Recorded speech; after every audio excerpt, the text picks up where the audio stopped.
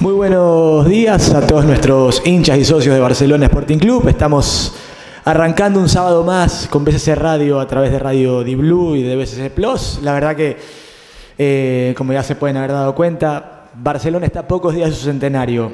Quedan un poco más de 25 días y nosotros vamos a empezar a tener invitados especiales, invitados que son parte de esta historia de Barcelona, que marcaron su historia en el club. Y gracias a ellos también es la grandeza que hoy tiene Barcelona. Y a ellos los vamos a ir entrevistando y vamos a ir conversando con ellos. Romina, ¿cómo te va? Buen día. Y le damos paso a nuestro invitado de hoy.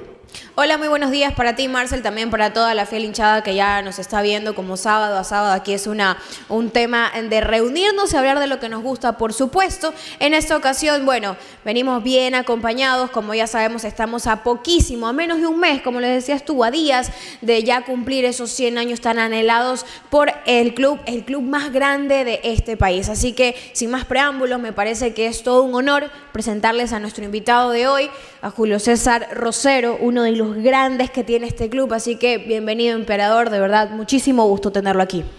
¿Qué tal? Muy buenos días. Para mí es un placer poder compartir con ustedes y todo lo relacionado a Barcelona. Creo que es parte de mi vida profesional, un sentimiento que a lo largo de todo este tiempo ha transmitido toda mi carrera deportiva, y estamos a muy pocos días de cumplir 100 años, y creo que eso es algo que toda la gente tiene que saber, la grandeza de este equipo, el sentimiento que tiene, y poder conversar acerca de lo que uno vivió en su momento cuando fue parte también del equipo profesional. Emperador, ¿cómo le va? Ahora yo le doy la bienvenida. Sabíamos, porque ya nos anticipaste la grandeza que tiene este equipo, ¿no? ¿Cómo se da tu llegada a Barcelona? Bueno, en esa época, en la década del 90, llegar a Barcelona era un paso muy importante acá en nuestro país. Tenía tanta importancia Barcelona que estaba hasta por encima de la selección, aunque estábamos en esa época en la selección ecuatoriana, pero Barcelona siempre ha sido un equipo con una tradición muy importante. Ha sido un equipo que siempre estuvo peleando lugares importantes.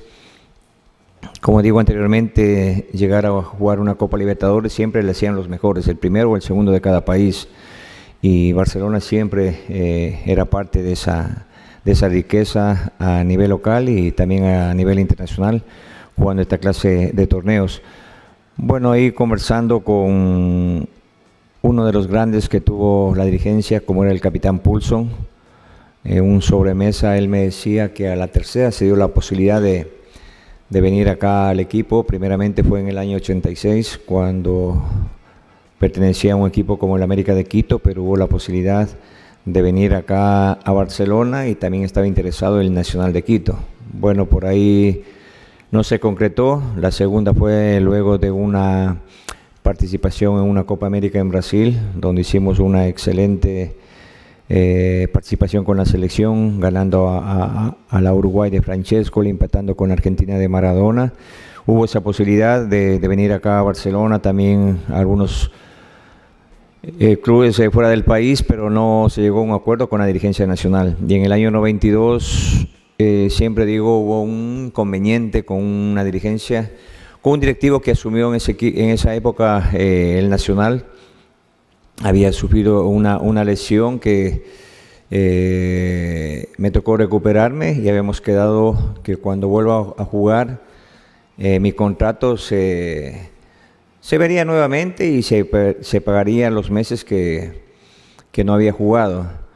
Y me dijo esa persona, en son de broma les comento, me dijo que un militar, un jugador de fútbol profesional no podía ganar más que un almirante de la República del Ecuador. Entonces eso me dolió mucho, porque yo había jugado con un problema en mi rodilla, infiltrado, había dejado todo por el equipo, y por ahí recuerdo tanto que había una persona, un periodista de mi época, le voy a decir el nombre, Fabián Gallardo, me llamó. Me dice: emperador, Barcelona está interesado en ti. Le dije: bueno, vamos a conversar, vamos a hablar. Recuerdo que llegué a un canal de televisión allá en Quito, me puse la amarilla y dijo, me voy para Guayaquil. Y Nacional tuvo que acceder en esa petición. Recuerdo tanto que fue un ingreso económico bastante importante para el Club Deportivo Nacional, y yo quería experimentar porque llegaba al equipo donde la gran mayoría eran compañeros míos en selección, y creo que jugar nuevamente una Copa Libertadores para mí era importante, mostrarme a nivel internacional, volver nuevamente a tener esa posibilidad de en su momento salir fuera del país, y dije, bueno, Barcelona me va a dar esa posibilidad de jugar Copa Libertadores, de pelear campeonato, y llegué el año 92, creo que a uno de las mejores plantillas que tuve la posibilidad de jugar, donde la gran mayoría, como dije anteriormente, era compañero de selección. En el arco estaba Morales, estaba Víctor Mendoza, estaba José Francisco Ceballos, que comenzaba. Hablamos de un Freddy Bravo, de un Wilson Macías, de un Montanero, de un Pedro Damián Monzón, de un Bernuncio, de un Insúa, Gavica, Carlitos Muñoz, Uquillas, Gilson de Sousa. Era un equipo para pelear todas, y creo que lo demostramos ese año porque ganamos al equipo campeón de la Libertadores, que era Colo-Colo, y como digo, lastimosamente nos tocó enfrentar al mejor equipo del mundo, que era el Sao Paulo, y quedamos eliminados en semifinales de Copa Libertadores. Bueno, emperador, después de esta gran lista, ¿no?, de jugadores que sin duda alguna todavía muchísimo se los aprecia, se los recuerda, no tuve la oportunidad de verlos en ese momento, pero sí recurrir a la historia y saber lo grande que fue. ¿Qué anécdota es la que más recuerda de aquel año en el que llegó a Barcelona? Porque bueno, uno siempre vuelve donde fue feliz, y usted llegó a Barcelona, tuvo que ir acá y se quedó a vivir a Guayaquil. Después de estar en equipos de la Sierra, la costa lo enamoró. Bueno, recuerdo mi primera impresión cuando llegué acá al aeropuerto Guayaquil. Claudio Santos, me parece que era el gerente, todavía tengo buena memoria, me fue a ver en el aeropuerto y me llevó a Molinera a hablar con Isidro Romero. Y recuerdo tanto que pasamos por la calle, por la avenida Machala, para irme para el sur de la ciudad.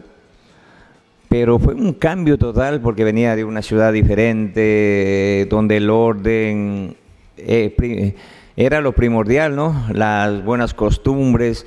Y cuando llegué acá, recuerdo tanto que me llevaron en una camioneta, yo estaba en la ventana y el tráfico era pero intenso, y yo me movía y el gerente me decía, emperador, esto es Guayaquil, esto tiene que adaptarse. Le digo, Claudio, lo que pasa es que yo vengo acá a la selección, me voy a un hotel del centro de la ciudad, voy a entrenar en el Monumental, voy a entrenar en el complejo, en el Polideportivo de los Amanes, que tenía en la época de la selección, o en el campo, y no he visto realmente lo que es de la ciudad. Me impactó primeramente eso, el desorden. Yo decía, ¿cómo voy a vivir un cambio totalmente?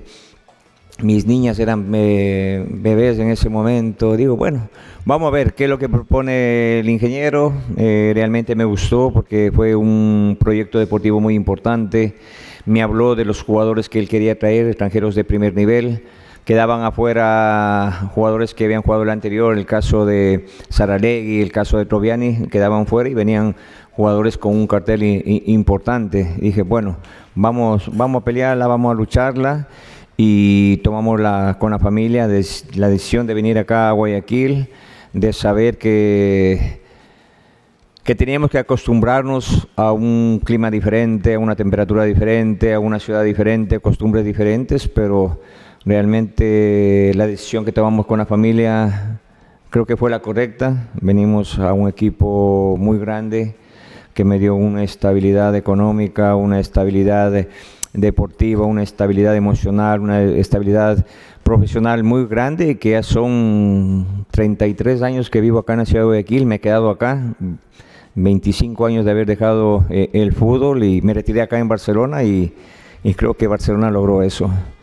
Quedarme acá, tener ese aliento de la gente cuando tengo la posibilidad de estar por la calle, vengo acá al estadio, mucha gente, muchas generaciones de mi época me saludan, les hablan a sus hijos y este era el jugador que nosotros veíamos y creo que se dejó algo marcado acá en el equipo.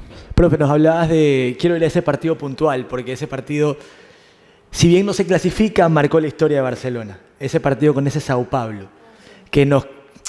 A ver, uno habla con los barcelonistas que vinieron a ese partido, los que ya tenían conciencia en esa época, y saber que te quedaste tan cerca, ¿no? Que lo tuviste contra las cuerdas a ese Sao Paulo, que era el mejor equipo del mundo, y el orgullo que dio ese equipo de Barcelona, que disputó ese partido a su hinchada.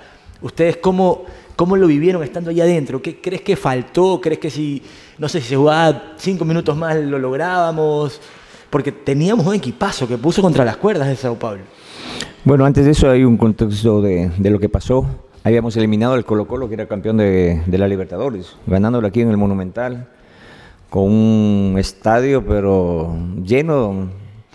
No había todavía, estaba en construcción, me parece, la suite de al frente, la presidencial, estaban las bandejas. La gente está en el cerro, ¿no? No había, pero en el cerro tú veías a la gente y eso te llenaba de saber que tenías que hacer las cosas de la mejor manera. Eliminamos a ese campeón del mundo que era, perdón, el Copa Libertadores, que era Colo-Colo.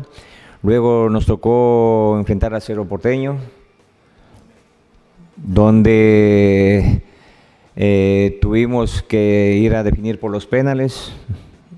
Fui uno de los que falló, creo que fue en el 7º penal, en el 1 contra 1 fallé. Habíamos observado que el arquero era Goicoechea, que venía tapando, siendo vicecampeón del mundo con Argentina, y tenía al frente un arquero que era tapapenales. Bueno, me tocó fallar. Luego creo que Raúl Noriega hizo el gol, Pancho Ceballos tapó y pasamos a jugar esa semifinal frente al Sao Paulo. Recuerdo tanto que el ingeniero Isidro Romero hablaban de una tremenda fiesta, alegría que había acá en Ecuador, y él decidió irnos directamente de Asunción a Brasil. 15 días más afuera de la casa, date cuenta. Habíamos estado ya como 8 o 10 días fuera por estos partidos frente a Cerro Porteño, y 15 días, bueno, nosotros decíamos 15 días, viáticos en dólares, vamos a jugar con un equipo importante. Bueno, valía el esfuerzo. Por ahí estábamos un poquito agotados emocionalmente, porque siempre necesitas de la familia, pero sabíamos lo que venía por delante y tuvimos creo que fueron los 15 minutos más malos que tuvo el equipo, o que yo pude jugar en casi mis 8 años acá en Barcelona frente a ese Sao Paulo. En 15 minutos nos metieron 3 goles, que lamentablemente cuando nos quisimos recuperar por ahí tuvimos alguna ocasión, pero sabíamos que podíamos. Habíamos experimentado jugar a mediodía acá con Colo-Colo, y nosotros habíamos hablado con la gente, con el técnico, que podemos jugar a mediodía, pero enfrentamos a un equipo brasilero, un equipo más grande, un equipo que imponía también sus cosas, y en la parte financiera creo que beneficiaba más al equipo jugar en la noche. Hicimos un partido extraordinario, tuvimos opciones de gol, marcamos 2 goles que lastimosamente no nos alcanzó, pero quedamos con la frente en alto al saber que dimos nuestro mayor esfuerzo. La gente nos reconoció, se quedó hasta el último, hasta que salimos de pie. Quedan ahí en esa época 50.000, 60.000 personas, porque ahí estaban apretaditos. Ahora bueno, ya están divididos los espacios acá en el Monumental, pero creo que fue una experiencia muy grande que fue marcando no solo mi vida, sino la vida de todos los que formamos parte de esa generación del 90, y creo, como digo siempre, con respeto a todas las plantillas que tuve la posibilidad de jugar, la del 92 era una plantilla extraordinaria por sus jugadores, por su dirigencia, porque habíamos jugadores de primer nivel, que sabías si te lesionaban o te expulsaban, no jugabas todo el año, pero siempre el compañero que quedaba fuera siempre estuvo respaldando al que era titular. Bueno, emperador, consultarle cuál cree que era el potencial número 1 de ese equipo en el que le tocó muy privilegiado con esos compañeros. ¿Qué cree que era la fortaleza del Barcelona de aquella época? Bueno, que éramos un equipo con mucha jerarquía, éramos un equipo con mucha calidad futbolística. Teníamos un temperamento muy grande, por ahí tuvimos malas tardes, pero siempre dejamos dentro del campo de juego.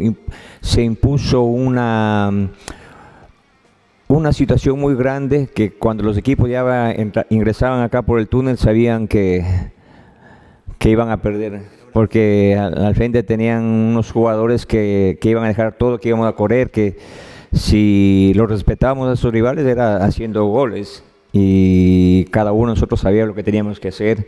Siempre fue una ayuda permanente al compañero, tratando de ser sólidos en todas las líneas, y sabíamos la clase de jugadores que teníamos, que en cada minuto o en cada momento podíamos hacer la diferencia. Me parece que había mucha jerarquía, mucha disciplina, mucho temperamento y también mucha calidad en cada una de las líneas. Emperador, también ahí rapidito preguntarle, siempre en la interna dentro del equipo hay alguien que ameniza la situación, que habla con los compañeros, que pone la pausa, la calma. También está el que es mucho más extrovertido, que es divertido. ¿Quién era en esa época ahí en esa plantilla de Barcelona? Bueno, yo tuve la posibilidad de jugar con varias generaciones de jugadores extraordinarios. Cuando llegué acá, compañero mío de la selección era Carlitos Muñoz. Recuerdo que en el camerino tú tenías que estar después de un entrenamiento o de algún partido, tenías que estar despierto, porque cualquier broma te podía hacer Carlos. ¿Hay alguna que se pueda contar o no? O en el bus. Siempre, pero con el respeto que se tiene que hacer. Ahí por ahí comentábamos acerca cuando estabas en la ducha, tú estabas sentado, estabas agachado, estabas con la baja moral, se sacaba el suspensorio y era un mojado, como un piedrazo te pegaba. Recuerdo tanto, teníamos un amigo, un psicólogo que falleció, bueno, se me escapa el nombre, viajábamos a Manta y al último se sentaban como quien dice, los duros del equipo, y como yo llegaba de la selección, compartí con ellos, y el psicólogo se sienta también, creo que en la penúltima banca, y se queda dormido, y estaba tan dormido nuestro amigo que le prendieron un fuego, cogieron un papel, le pusieron en el bolsillo y lo prendieron, y estaba por quemarse, ¡bah! Y todo ahí fue la broma que ya... ¿De quién fue la idea? El doctor tuvo que ir a sentarse solamente en la parte de adelante. Bueno, sentarse atrás, sabías que tenías a Jimmy Izquierdo, a Montanero, estaba Uquillas, estaba Carlitos Muñoz, Alcíbar. Era gente pesada que realmente con las bromas uno tenía que saberlas aceptar en su momento, pero siempre con el respeto de cada uno, y como digo, en el campo de juego éramos muy sólidos, muy dados al equipo. Acá tenían que correr todos. Acá no había figuras, no había el 10 que había que pasarle la pelota o al delantero, no, acá tenía que correr todos porque el equipo era muy fuerte y muy competitivo. Emperador, lo mencionaste a Carlitos Muñoz. Yo te quiero preguntar, ¿cómo viviste ese gol, recordado gol de Carlitos Muñoz, que la baja de pecho en Chile y la cambia de palo? Un golazo histórico. ¿Cómo fue? Bueno, desde sí, ahí, varios goles con Carlos, con la selección, con Barcelona. Fue uno de los goles más extraordinarios, creo que Copa Libertadores, el que Carlos hizo allá en Santiago de Chile, en Apoquindo, me acuerdo, en la cancha frente a la Universidad Católica. Un jugador que tiene esa calidad técnica, ese temperamento, esa calidad futbolística, había muy pocos en esa época. Y levantar, hacer un sombrerito dentro del área y pegarle de volea, creo que solo Carlos Muñoz lo podía hacer, y fue un gol extraordinario. Lamentablemente no nos alcanzó porque tomamos un gol de un tiro libre y eso amplió la ventaja. Me parece la Católica que perdimos 3-1, porque con el 2-1 sabíamos que acá en Guayaquil lo podíamos pasar, y ese gol nos alejó un poquito de la posibilidad de seguir avanzando en esa Copa Libertadores. Una más de mi parte. Tú estuviste en Barcelona, fuiste jugador y nunca te fuiste, porque después te vinculaste a las divisiones menores como entrenador.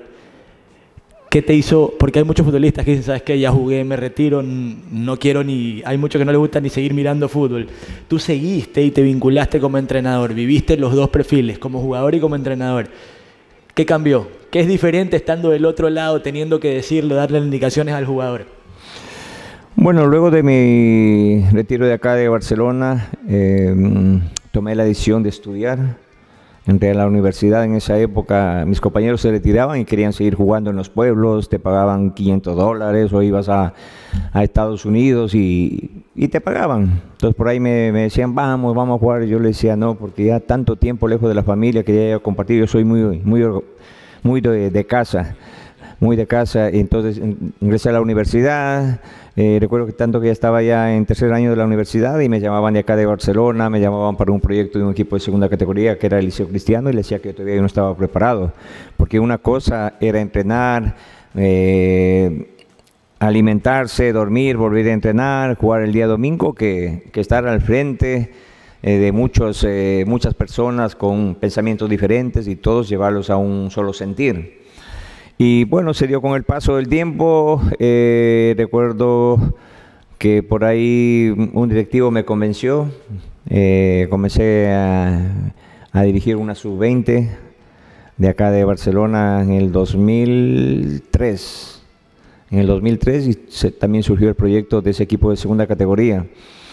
Y comenzamos de a poco, preparándonos, sabiendo que Barcelona tenía un déficit en esa época en las formativas, no tenía un campo de entrenamiento, no tenía personas que tengan esa pedagogía y metodología de poder realmente hacer una diferencia.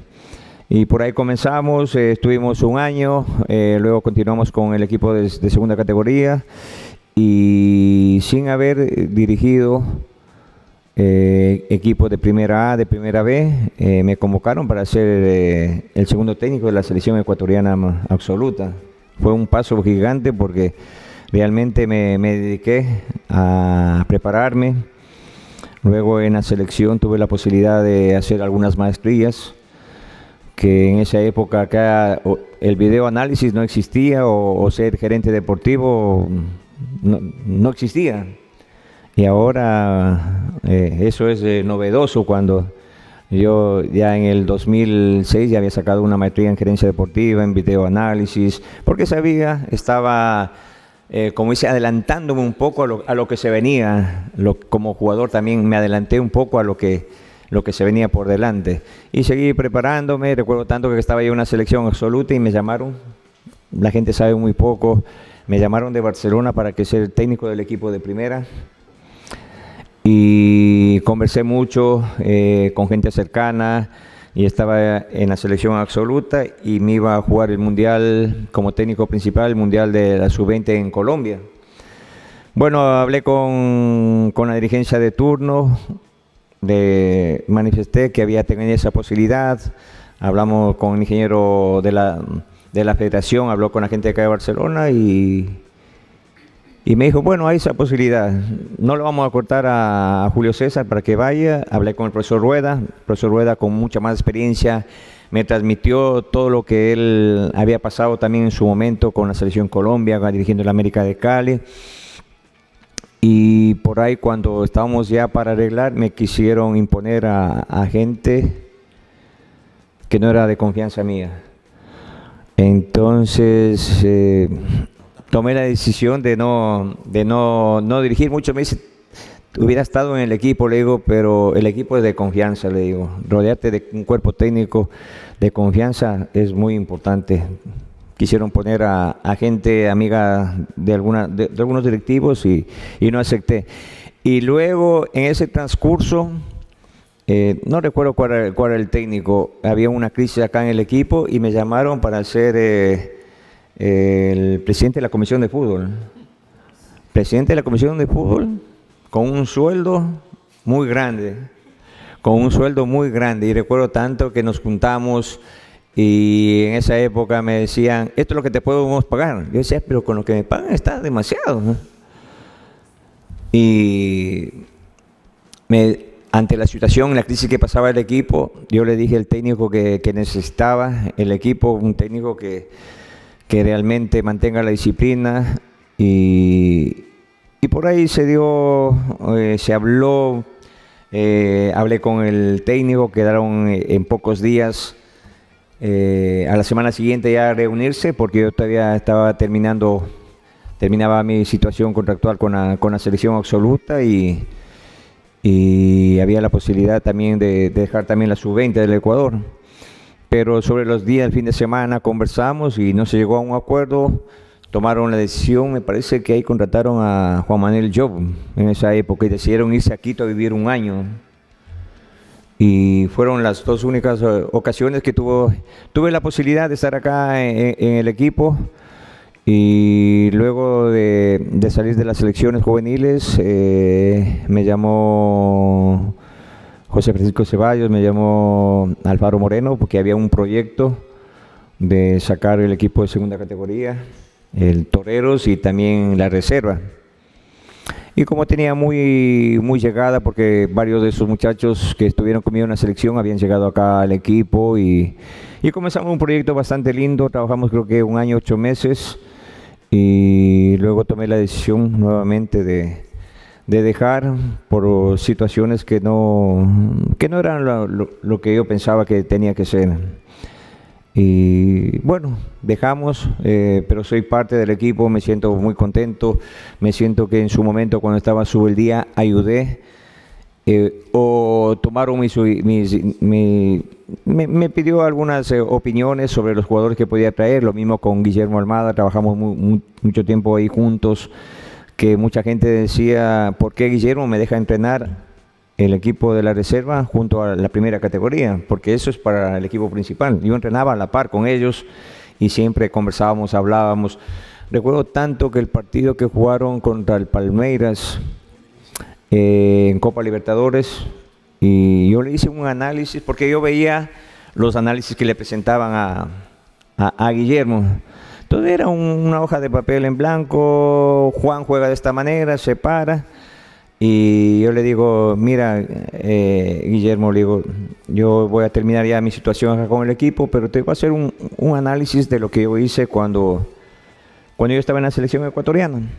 Y ahí recuerdo tanto que Barcelona me parece que jugaba con el Manta, unos partidos importantes en esa época. Hicimos, Delfín, exactamente. Hicimos un análisis que Guillermo me dice, quiero que vengas a trabajar conmigo.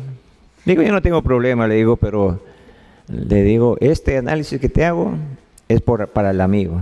Pero ya lo demás ya tiene un costo, porque yo invertí para prepararme. Y le hicimos un análisis hasta cómo dormían los brasileros, porque esa era mi especialidad. Y luego recuerdo tanto contra el Gremio, por ahí me hablé con la gente que para poder unir al equipo, me dijeron, no, mira que hay un muchacho que nos ayuda. Le digo, bueno, no quedamos en nada y hicimos un análisis ya contra el Gremio, recuerdo ya un poco superficial. Le digo, mira Guillermo, esto no es como el primer análisis que hicimos, pero te va a ayudar en algo. Y a veces que nos juntamos, él me dice, Julito, él siempre me dice, Julito, nos faltó un poquito más, le digo, nos faltó un poquito más de suerte si ese Nahuel Pan, ¿no? Metía ese gol ahí que le quedó a 1 metro, le digo, otras cosas hubieran sido, pero siempre, como digo, he sido parte, pendiente de lo que hace el equipo, porque siento que formé parte como jugador, parte como entrenador, parte en la parte de dirigencia en esa época, que ayuden algo y también a los técnicos que en su momento me pedían opiniones acerca de los jugadores que estaban acá en el equipo. Bueno, no es el único. Quien llega a Barcelona lo convierte en su vida entera. Y bueno, consultarle un poco, emperador, en base a toda la experiencia, a todo lo que nos acaba de contar. Usted es un hombre también de mucha preparación.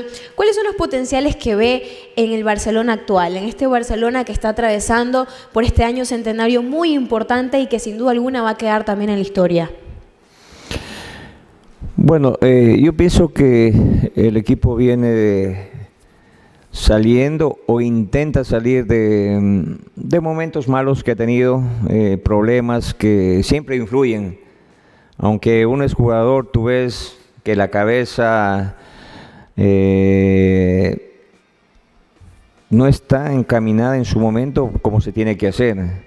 Todos sabemos de los problemas de la dirigencia que hubo, que se pelea uno que otro, que se hablan, situaciones incómodas que influyen, pero me parece que eso se está volviendo nuevamente al camino correcto. Creo que se ha contratado jugadores que a su medida pueden dar el significado que tiene que ser Barcelona. Por ahí uno puede estar de acuerdo o no de acuerdo con lo que llegan, pero realmente yo digo siempre, Barcelona está por encima de los nombres de las personas que están y lo van trabajando.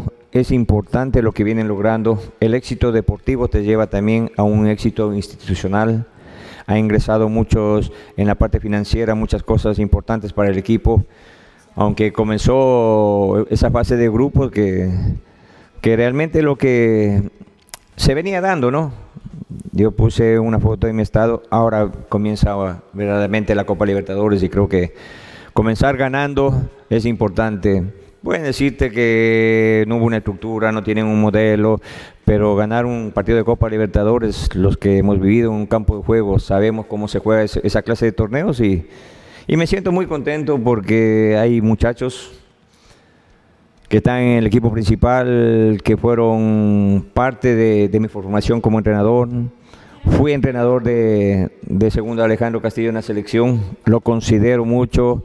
Es una persona que siempre hablábamos porque jugábamos en la misma posición, aunque él era más fuerte, también tenía un tiro de media distancia que yo le decía en el entrenamiento en la selección, vamos a patear, usted patea, como motivándole, ¿no? Le decía, patea más fuerte que el emperador, así molestándole, pero por ahí segundo no se arriesgaba mucho, pero fue un hombre muy importante en mi paso por la selección ecuatoriana, a Javier Arriaga, a Dixon Arroyo, a Mario Pineda, a muchos que estuvieron anteriormente acá en el equipo, fueron parte o los conozco con su proceso como profesional.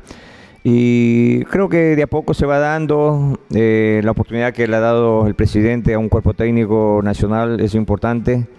El asistente también, Orlando Cedeño, fue mi jugador en el equipo de segunda categoría en el Liceo Cristiano, lo hice graduar en el liceo, o sea, los conozco, fue mi alumno en el tecnológico porque cuando comenzó a estudiar, creo que es el único de la primera generación de entrenadores que está trabajando en el equipo de primera, aparte de Vanessa Arauz, que fue también técnica de la selección ecuatoriana. Entonces yo tengo un aprecio muy grande por ellos y siempre deseo el éxito para todo y principalmente para el equipo. Déjame recordarte que pedir permiso para comprar repuestos, olvídate de eso. En Jordi Car te los llevamos gratis a tu taller o tu casa en Guayaquil. Elige la forma de pago de tu preferencia. Llámanos al 098-591-4771. Profe, hablabas ya, anticipabas lo de Segundo Castillo, digamos, el orgullo que da, ¿no? Que un Barcelona cuente con un técnico ecuatoriano. Te digo porque tú también fuiste entrenador y quizás en primera los técnicos ecuatorianos en equipos grandes. Bueno, y ahora está segundo. ¿Cómo se vive, cómo se palpita una previa contra un equipo? Porque el martes vuelve a jugar Barcelona, tiene que visitar a River. ¿Cómo se palpita una previa de un partido así? No solo como, porque tú viviste los dos frentes, ¿cómo lo vive el jugador y cómo lo vive el entrenador? No es una semana normal, asumo.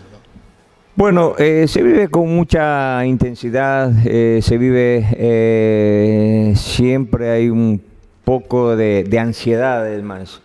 Ver en la parte del jugador siempre estar motivado que vas a jugar Copa Libertadores, vas a jugar con un equipo que ha logrado ganarla, vas a jugar en un estadio con una gente que todos sabemos cómo son los argentinos, cómo viven el fútbol. Hay que saberlo llevar, hay que saber jugar esta clase de partidos. Van a tener gente que va a estar atrás tratando de molestar,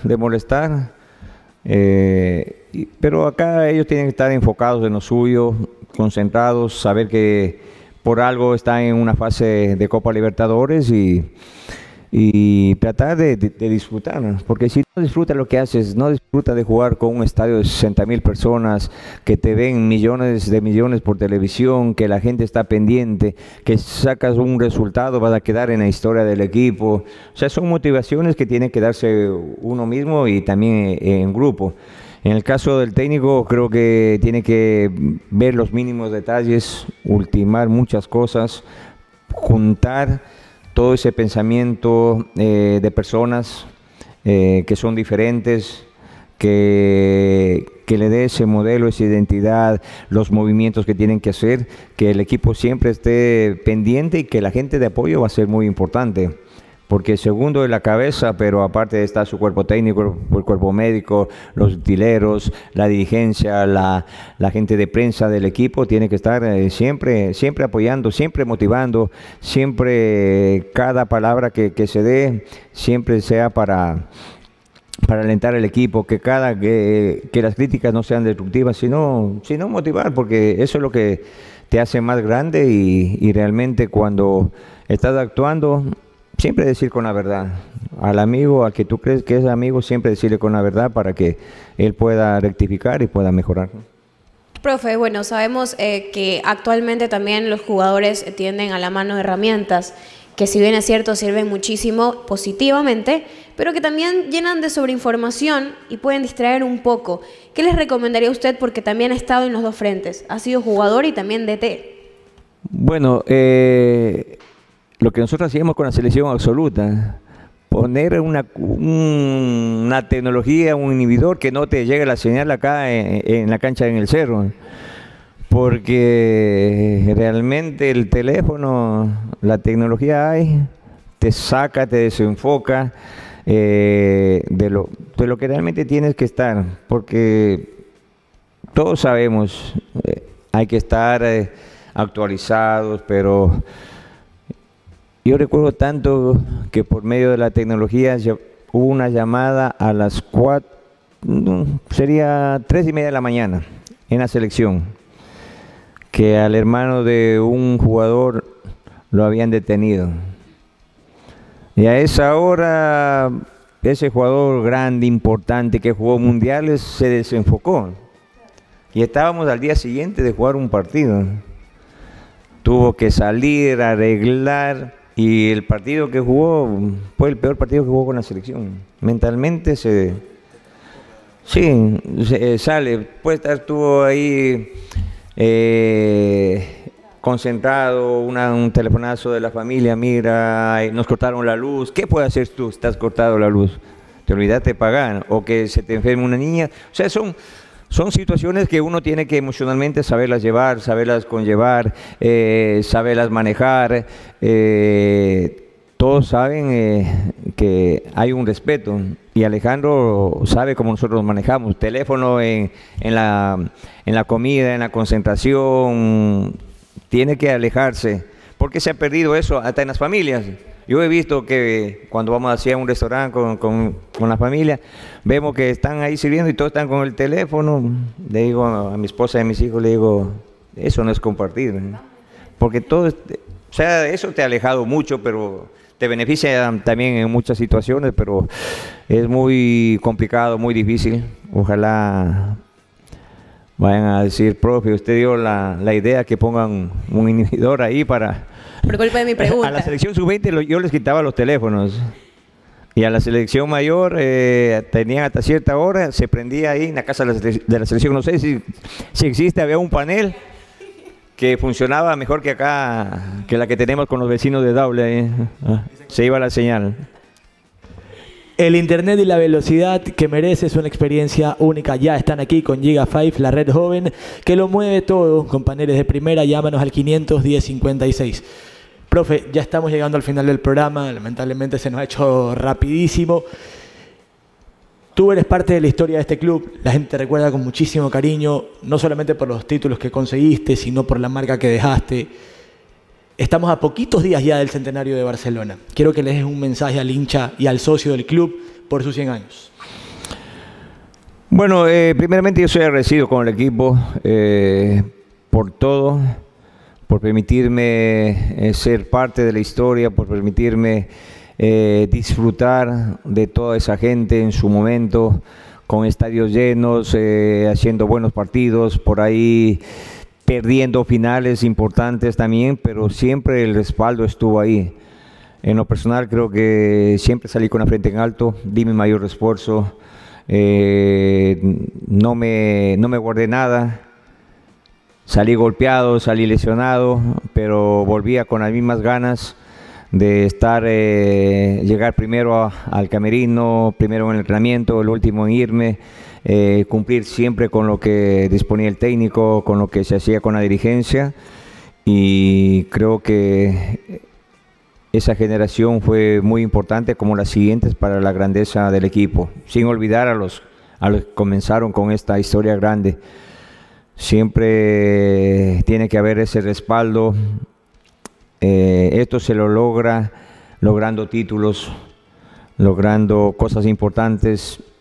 Por ahí tengo amigos jóvenes, o tengo padres de familia en las academias de fútbol que tengo, que no vieron realmente lo que Barcelona era, porque no han disfrutado, o por mucho tiempo se ha alargado a ser campeón el equipo, y eso se logra logrando títulos, logrando una fortaleza como institución, y creo que Barcelona lo está logrando poco a poco. Esperemos que estos 100 años sea el comienzo de muchos más, que el equipo pueda lograr lo que otras generaciones no pudieron, lograr esa ansiada Copa Libertadores que tuvimos muy cerca por 2 oportunidades, pero es fútbol, la grandeza se lo ve con su hinchada, y Barcelona la tiene. Creo que es un equipo muy grande acá en el país, muy reconocido en América por sus participaciones en Copa Libertadores, y también a nivel mundial, porque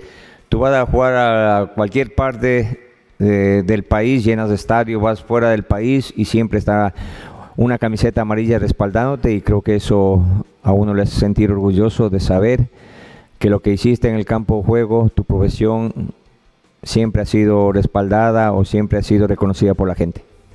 Bueno, emperador, de verdad agradecerle por compartir con nosotros, por no guardarse absolutamente nada, de verdad por estar dentro de esta historia que es Barcelona, el más grande de este país. Esperamos verlo para el centenario y poder compartir con usted. De mi parte, en serio, muchísimas gracias. Bueno, agradecerle a ustedes por la posibilidad de recordar, de volver a vivir, de sentir esa emoción, de volver nuevamente acá al Monumental, de poder compartir con ustedes, de pisar la cancha, de ver el estadio cómo ha crecido, cómo ha cambiado, una infraestructura de primer nivel como tiene que ser, y deseándoles a ustedes muchos éxitos, y como dije al principio, que cada palabras de ustedes, cada opinión sea siempre positiva, porque Barcelona se merece eso y mucho más. Señores, con nosotros estuvo Julio César Rosero, el emperador, gloria de Barcelona Sporting Club de cara al centenario que ya se viene y ya falta poquito. Un gusto haber compartido con ustedes en BCC Radio. Nos vemos el próximo día sábado. Chao, chao.